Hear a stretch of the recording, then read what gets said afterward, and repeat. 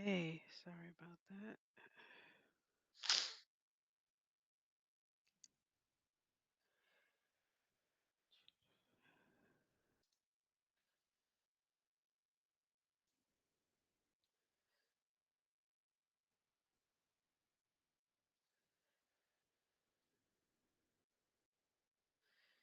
We are gonna get started in a few minutes.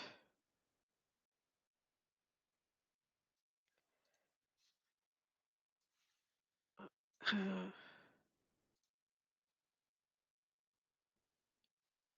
is my finder? Here we go. Just gonna open up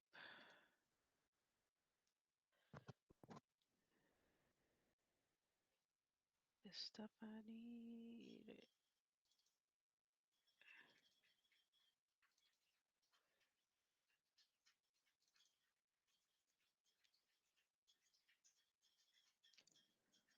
Okay.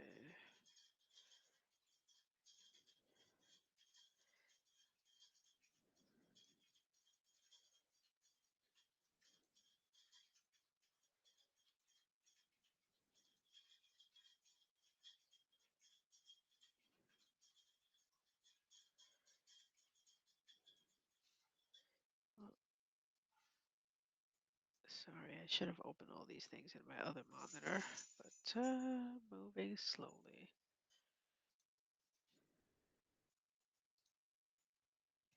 Welcome in, everybody. Welcome in. We'll get started in a few minutes. Actually, I have a few things to go over.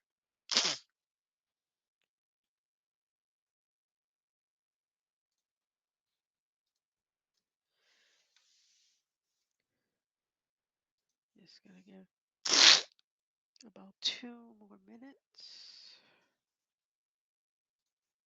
2 more minutes, and then we'll get started. I wanted to start 5 minutes early, but time just got away from me.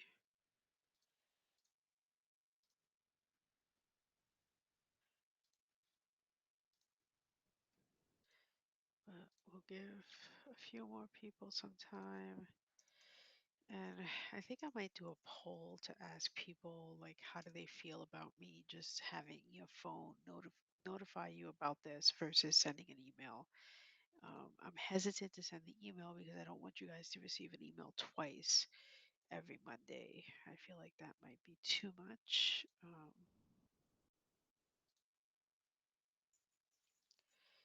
But you tell me if you feel like you're okay with receiving two emails, because essentially you would receive an email saying I'm going live, and then you would receive another email where it would be the actual post. So I don't know if people would be okay with that.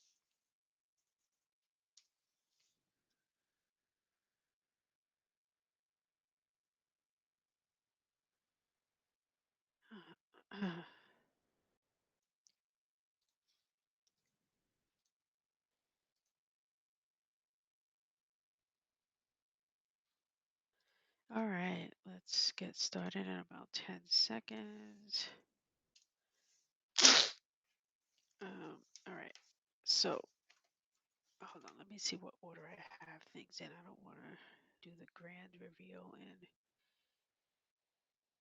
a different order, but I think I know what I want to talk about first. So let's just have a quick look here. Yep, okay. Let me set myself up, moving things out of the way. You guys are probably like, what is she doing? All will be revealed in a moment.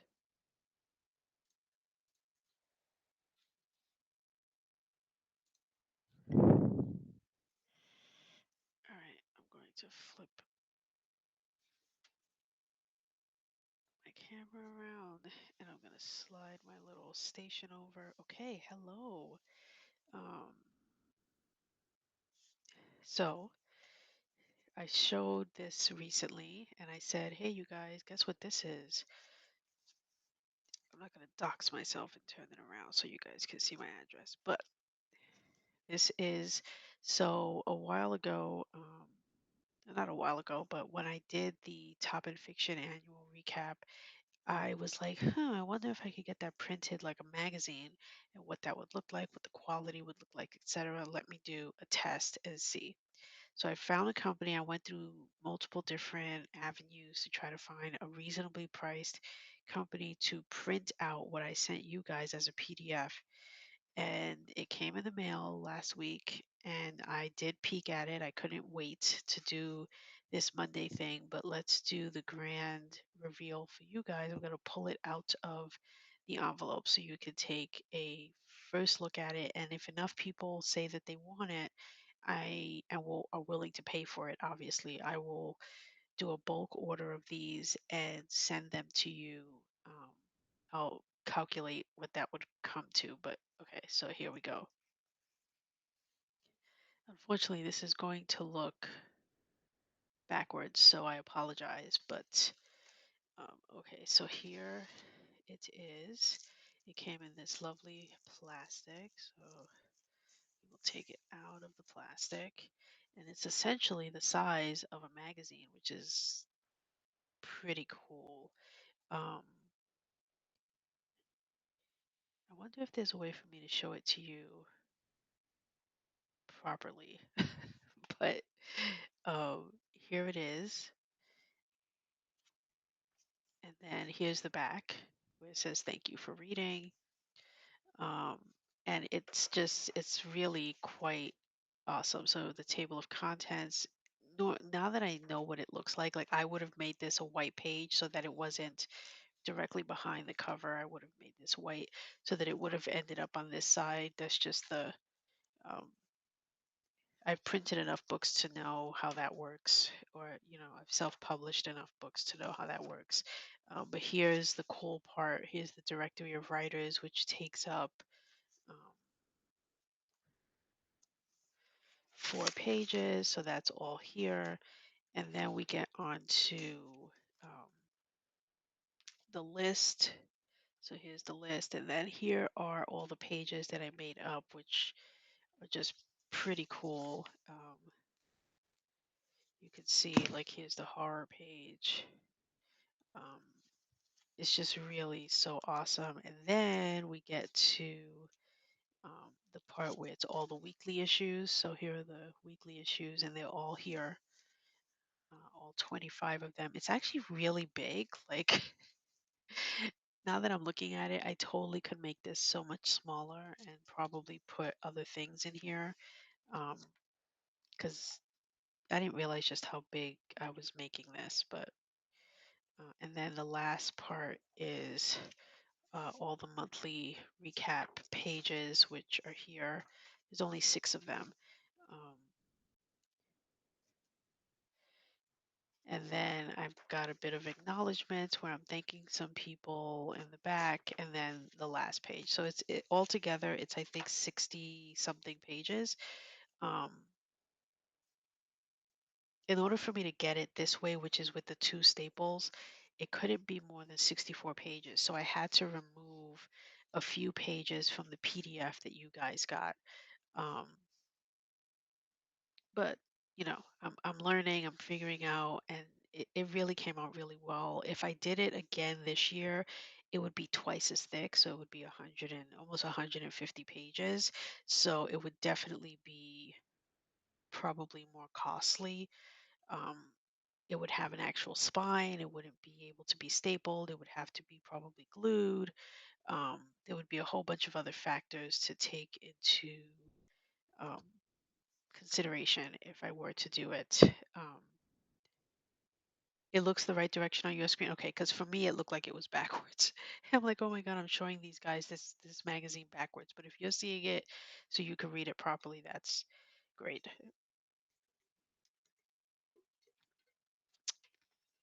Okay. I was thinking of that to release it every 6 months. I could again. It would only be if enough people wanted this.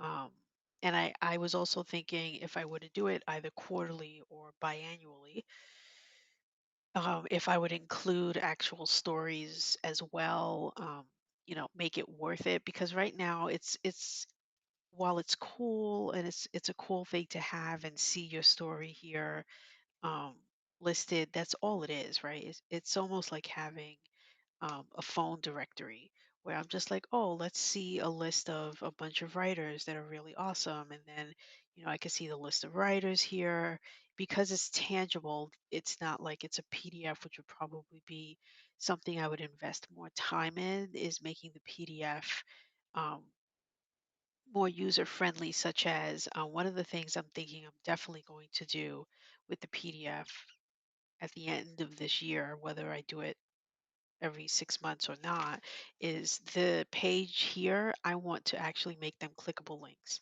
um, which will take a long time because it's, 350 plus names. So I want to be able to take those names and make it so that when you have the PDF, if you click on it, it'll take you to that person's profile page. I have a bunch of little goals like that on how I want to, now that I have this in front of me, improve it at least for PDF people. Whether or not I want to take the time to turn this into something that you can um, kind of get a subscription of, like if I were to turn on paid subscriptions and people would actually want to do it, I think I would only do that if I knew for a fact that, I was going to have 25 people who want to get this biannually or annually, or whatever the case may be. Otherwise, I just feel like it would not be cost effective for me to do this. But I will. Um, can we send you something that is copy and pastable for you to make the links? Can you be more specific on what you mean by that, or you can DM me an example if you want. DW, yeah, I'm more than willing to, get any suggestions that you may have. Um, but this is pretty time consuming, and I feel like the PDF might be worth putting more of my time and investment in. But what I will do is I will say, if you are willing and if you do want this print copy, um, this, or if you want to um, be like a paid subscriber, please do let me know in the comments.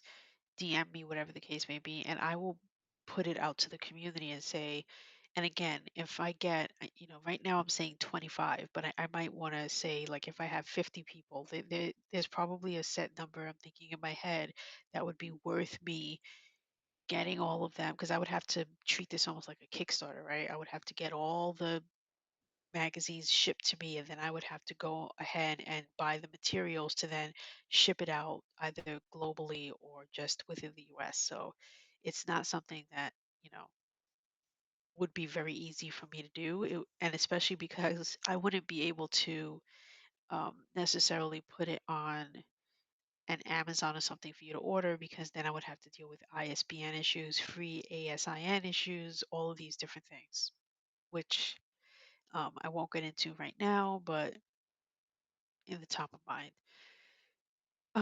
Okay, something else I wanted to bring up is I wanted to talk about Chris from Mark of the Brand. So he and I have been meeting. We've had I want to say our second meeting this past Friday. It was so awesome. I think this week he said he's going to have basically the new logo and the new brand for Top and Fiction done. Um, I am hoping that I'm going to be able to give him something towards what it all costs.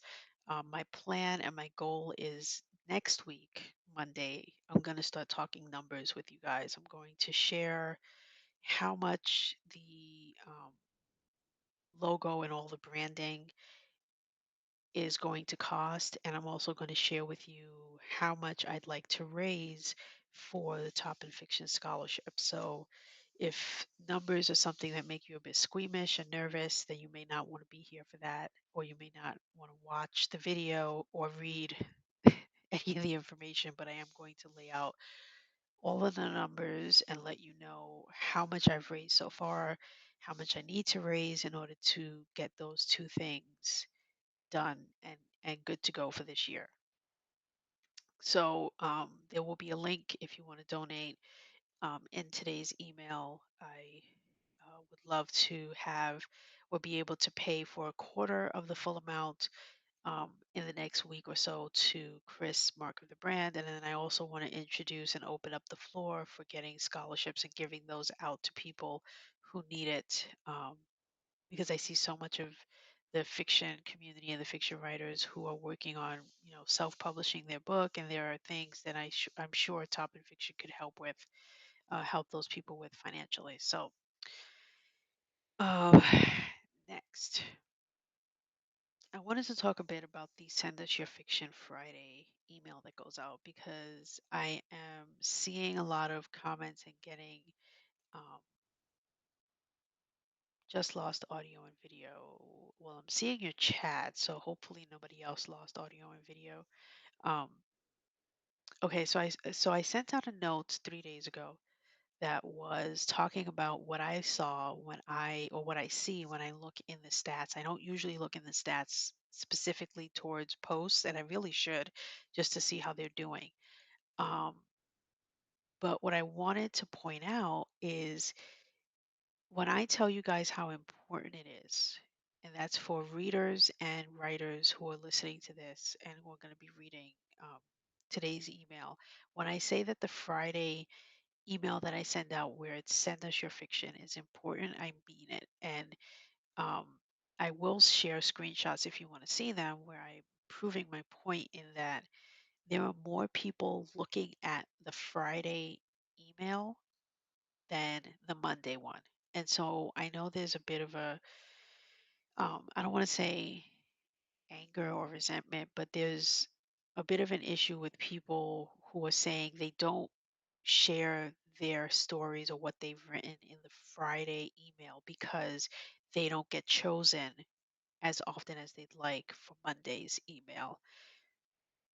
I really hope that people will change their attitude about that because the Friday email is the one that people look at the most. Sure, the Monday email is cool because you get singled out, you get a medallion, you're on the PDF. I understand that. But when you're talking about eyeballs and people clicking and wanting to read your story, Friday is the email you want to make sure you're in.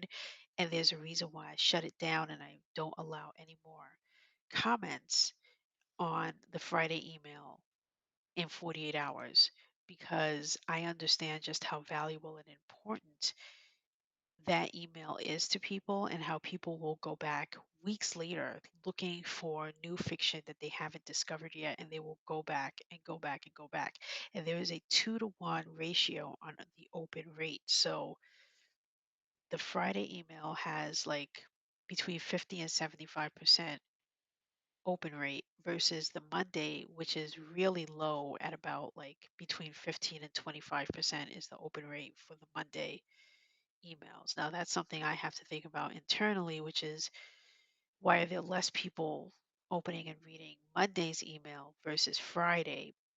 But that's not really the point of what I'm trying to get across. The point I'm trying to get across is if you've written something in the last week, you want to make sure every week you're putting it in Friday's email, regardless of whether or not it gets chosen for Monday. More eyeballs, whether they're new subscribers or old subscribers, are looking at Friday's email over Monday. So I hope that more of you will make sure that you share your work, share what you've read in Friday's email every Friday. Okay, the other thing I want to talk about is this is the last time I'm going to mention the Top in Fiction Presents Valentine's Day submissions. The entries are going to be going on until this Friday night, January 31st. Make sure you submit your story, your poem, your Valentine's Day card, whatever the case may be, by this Friday because with closing the submissions window after that, so you have till this Friday so that then Meg and I can look over everyone's submissions, pick our favorites, etc. So any genre is accepted. Just because it's Valentine's Day doesn't mean if you write horror you can't submit. We are accepting any and all genres for that. I will also be on notes trying to promote this as well because I feel like I dropped the ball a little bit in promoting that this is happening. So I want to make sure I get these last 5 days, get the message out, submit your story. Okay, so the last thing I want to bring up is I also on Substack notes mentioned having a TiF sociable. There was a lot of people who were willing and said, "Oh, we'd love to do something like that." So here's what the idea would entail. It would be something like this. I come on here, talk to you guys, but I then want to invite other people to come on and read their work. And I want to try to do this once a month so that we're hosting a sort of a round table type situation where we've got maybe 3 to 5 people. I will stagger the time and the day just to see which one works the best because I don't want to ostracize or leave anyone out because we're only doing it at this time and this time doesn't work for people in other parts of the world. So I'll try to be as flexible as possible, but um, I want to try to make the idea of people coming together and listening to people read their stories and do a bit of storytelling. I want to bring that back. I've been reading this book, The Social Life of Books, which is basically talking about um, how before the internet, before printing presses were able to print books in large supply, what would happen is people would gather in one home, in one household, they would gather and they would read the book that they had. They weren't able to print books as much as today. Books were expensive to purchase.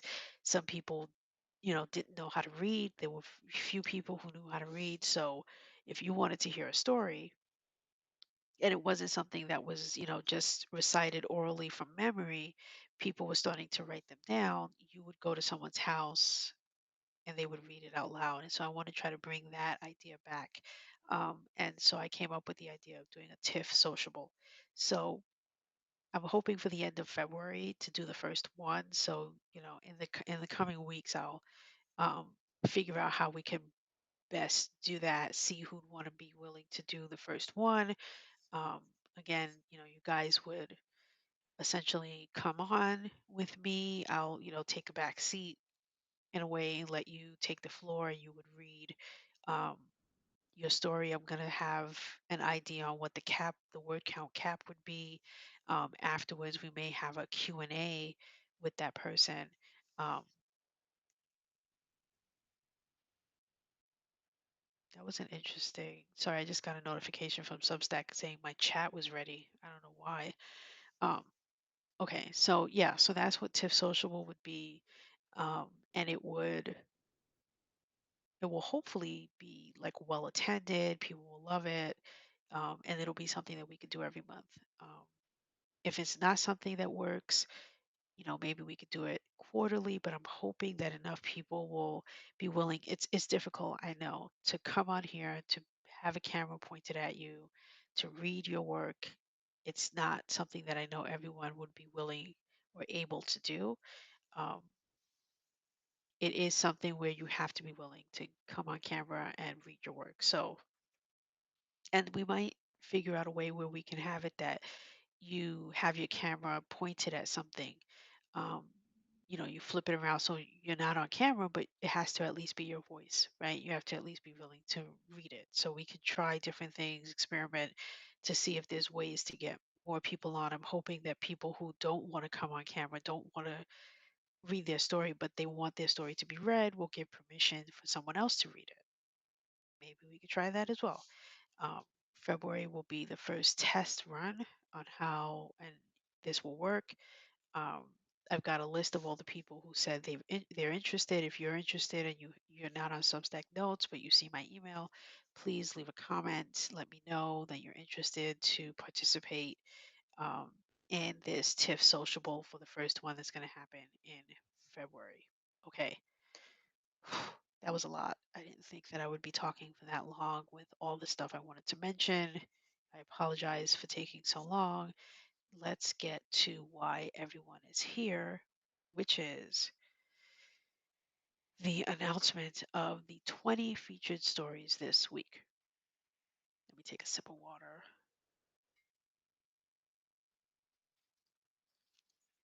Okay. So this is for Top in Fiction live weekly number 4 from January 18th to January 24th. Here are the stories that have been selected to be featured this week in poetry. Hunger Games Reimagined by Tracy of Trial and Error. Night by Rolando Andrade of Outside the Therapy Room. Now let's look at micro and flash fiction. The End at and the Beginning by Justin Deming of Along the Hudson. Day 12 by John Coon of Strange New Worlds. The Long Tie by Zackary San Martin of the Literary Ledger. At the Crossroads by Maximilian P. Siddell of A Stream of Consciousness. And now, short story. Balls to the Wall by James Kenwood of Grim Acres. Shufu by John T. of Ferns of Columbo. Blackout by FranB of Tales at Twilight. Five Skeins a Spinning by Hanna Delaney of A Work of Fiction. Flea Market by C.P. Knight of C.P. Knight's Myriadu. The Bagel Shop Incident, A Baker's Dozen Mob by Irshaad of Frantic Writing. Heavenly Blue by Kerry Sutherland of Thinking in Capitals. And Counterclockwise by JLG Noga of DARKLING. Short Serial. Names by Bree Heron of Writing on a Whim. The Wicked Among Us, Part 2 by Jack Croxall of the Jack Croxall Newsletter. Wild Times at the Ruby Slipper, Part 1 by Chris DeWitt of Dork Mansion Dispatch. And finally, Serials. The Origami Bomb, Chapter 9 by Mark Jarret of Tesserae Tales. Cairo, 1966, Lost, Chapter 33 by Sue Mann of On the Road to Jericho, a novel. Daughter of Fire and Blood, 2 by Kathy Enriquez Nguyen of The Catacombs. Okay, guys. Whew. It's always takes so long to get through those. Um, Maybe next time I will start with the 20. I don't know. I'm on the fence. Should I start with the 20? Should I not start with the 20? So that you guys don't have to stay here and listen to me go on and on for like 20 minutes. Thank you, everyone. This is, I think, the most we've had in the room for the weeklies since I started doing this 3 weeks ago. So I want to thank everyone for joining and look out for that email this Friday. Look out for this email in the next 30 minutes or so. And I will catch you guys next week where it will be February already. And before I forget, um, next week, Wednesday, will be the first live monthly recap. So I'm going to do these for the monthly ones as well. So the monthly recap live will happen next week, Wednesday, at this same time, 10 a.m. So next week, you're going to get me live on Monday to do the weekly. You're going to get me live on Wednesday to do the monthly. So next week, 2 lives. Should be fun. See you then. Bye.